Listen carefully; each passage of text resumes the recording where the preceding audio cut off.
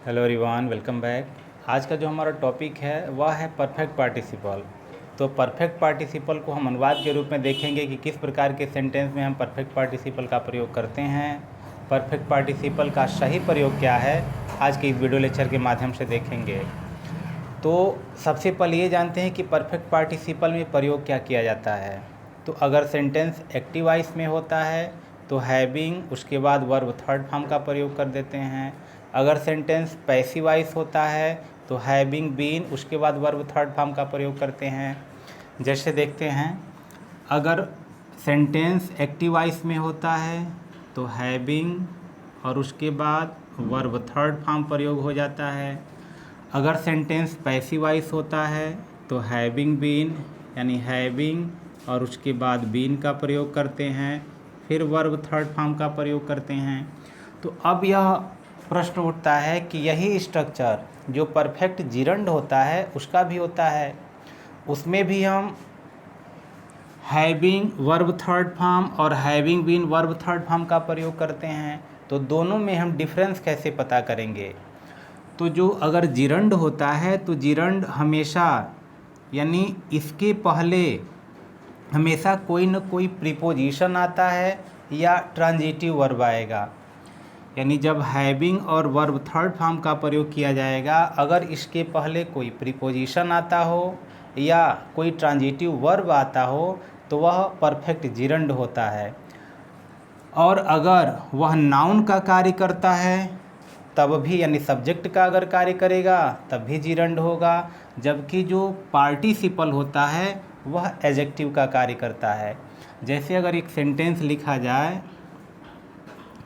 अब यहाँ लिखा जाएगा कि आई इंजॉयड या I love having gone there. Having, ये हो गया गॉन और देयर। अब यहाँ देखिए हैविंग आया है V3, यानी गॉन आया है। तो अब यह हैविंग गॉन के पहले यहाँ देखिए जो लव आया है वह ट्रांजिटिव वर्ब है, और ट्रांजिटिव वर्ब होने के कारण यह जिरंड का कार्य कर रहा है, न कि यह पार्टिसिपल का कार्य कर रहा है।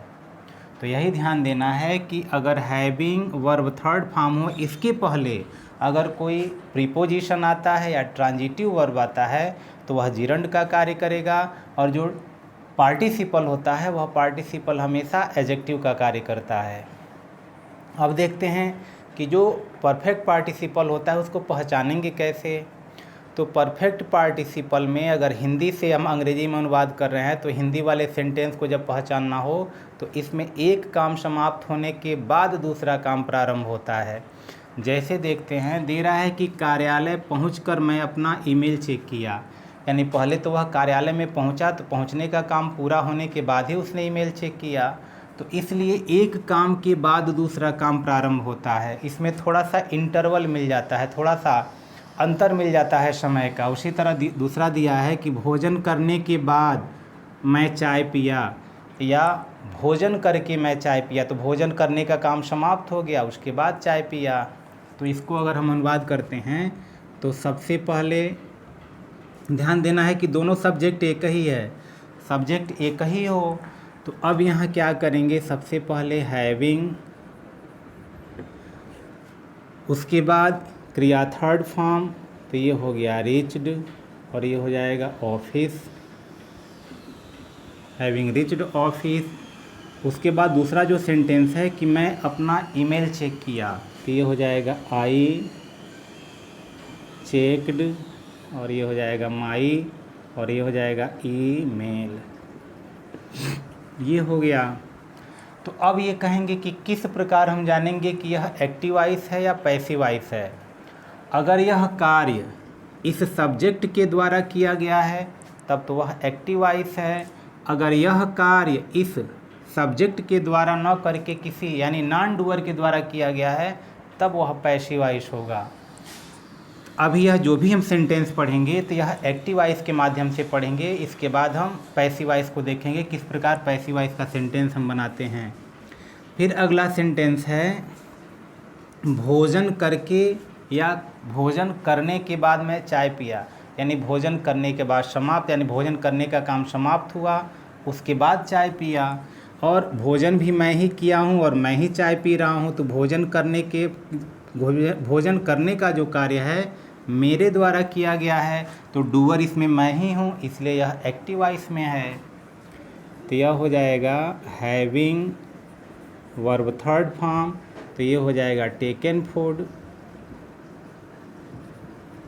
या ईटन फूड। भोजन करने के बाद मैं चाय पिया, तो ये हो जाएगा आई टुक टी। ये हो गया मैं चाय पिया। अगला सेंटेंस है अत्यधिक खाना खाने के बाद मैं आलस्य महसूस कर रहा था, यानी भोजन भी मैं ही किया हूँ, अत्यधिक खाना मैं ही खाया हूँ, इसलिए यह एक्टिव वॉइस में है। तो अत्यधिक खाना खाने के बाद ही मैं आलस्य महसूस कर रहा हूँ, इसलिए एक के बाद दूसरा कार्य हुआ है, इसलिए परफेक्ट पार्टिसिपल के रूप से बनना है। तो ये हो जाएगा हैविंग और ये हो जाएगा ईटेन, ये हो जाएगा मच। खाने का भी अंग्रेजी लिख सकते हैं, अन्यथा इतना में ही काम चल जाएगा, हैविंग ईटेन मच। और ये हो जाएगा मैं महसूस कर रहा था, तो आई वॉज फीलिंग लेजीनेस। ये हो जाएगा कि मैं आलस्य महसूस कर रहा था, कि हैविंग ईटेन मच फूड भी लिख सकते हैं, और आई वॉज फीलिंग लेजीनेस कि मैं आलस्य महसूस कर रहा था। अगला सेंटेंस है कि वीडियो लेक्चर तैयार करके मैं इस यूट्यूब पर अपलोड करूंगा। जैसे मैं यह वीडियो लेक्चर तैयार कर रहा हूं, यह वीडियो लेक्चर तैयार हो जाएगा, उसके बाद ही मैं इसको अपलोड करूंगा। तो यानी एक काम पूरा करने के बाद ही दूसरा कार्य होगा, और दोनों कार्य एक ही व्यक्ति के द्वारा हो रहा है, डूअर एक ही है, इसलिए यह एक्टिव वॉइस है। तो अब यहाँ हो जाएगा कि हैविंग वर्ब थर्ड फॉर्म, तो यानी तैयार करना, तो ये हो जाएगा प्रिपेयर, थर्ड फॉर्म हो जाएगा, तो प्रिपेयर्ड द वीडियो लेक्चर।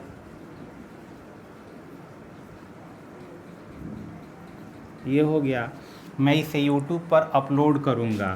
तब यह फ्यूचर टेंस है, तो ये हो जाएगा आई विल अपलोड इट, और ये हो जाएगा ऑन टू यूट्यूब। ये हो गया I will upload it on to YouTube. तो एक कार्य समाप्त करने के बाद ही दूसरा कार्य हुआ, इसलिए यह परफेक्ट पार्टिसिपल। फिर उसी प्रकार अगला सेंटेंस है कि एक लेख लिखकर मैं इसे संपादक को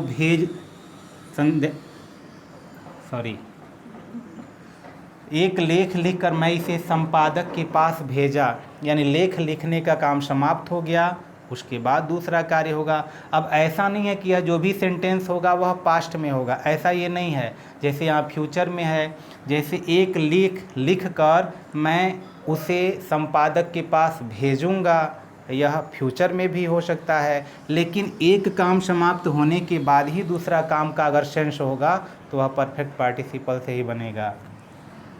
तो यहाँ हो जाएगा कि हैविंग और क्रिया थर्ड फॉर्म, तो यहाँ हो जाएगा written, having written an article.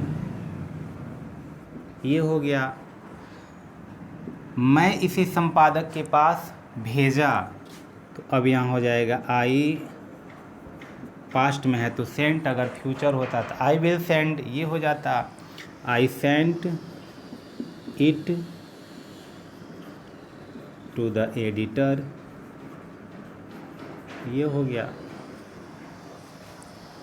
अगला दिया है पूरे दिन काम करने के कारण मैं थका हुआ था, या पूरे दिन काम करके मैं थका हुआ था। तो पूरा दिन मैं काम कर लिया, उसी के कारण मैं थक गया, तो एक काम समाप्त होने के बाद दूसरा कार्य हो गया, तो यानी हो जाएगा हैविंग, और ये हो जाएगा वर्कड ऑल डे लॉन्ग। पूरे दिन काम करने के कारण, यहाँ तो कि अब कारण की अंग्रेजी नहीं दिखाना है क्योंकि परफेक्ट पार्टिसिपल से बन रहा है, सिंपल सेंटेंस के रूल से बन रहा है।